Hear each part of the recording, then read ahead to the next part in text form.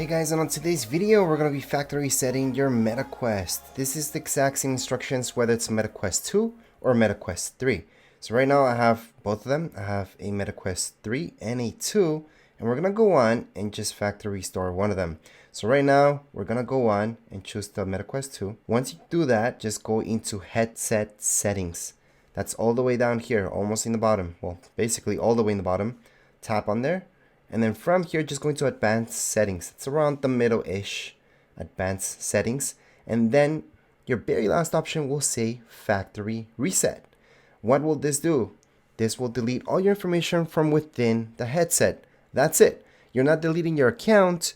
You're just taking it out from your headset. All right. So if you guys bought a new headset, or you just want to update to the new MetaQuest 3 and you had the 2, well, you can still use your SIM account on the new MetaQuest.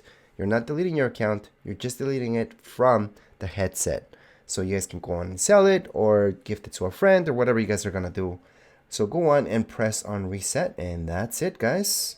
You just resetted your MetaQuest 2. It would be the exact same thing if you wanted to reset your, well, factory restore your MetaQuest 3. You would also go into headset settings and then go on and do that. Now, if you guys can't click on the settings, headset settings, just make sure to turn on your MetaQuest. That's the only reason you wouldn't be able to tap on the settings themselves. It would be kind of grayed out, is only because you don't have your headset turned on. So make sure to have it turned on, then you should be able to do this just fine. Anyways, that would be it for this video. If you guys have any comments, questions, you guys can write them down here in the comments area. Don't forget to subscribe and like. Thank you.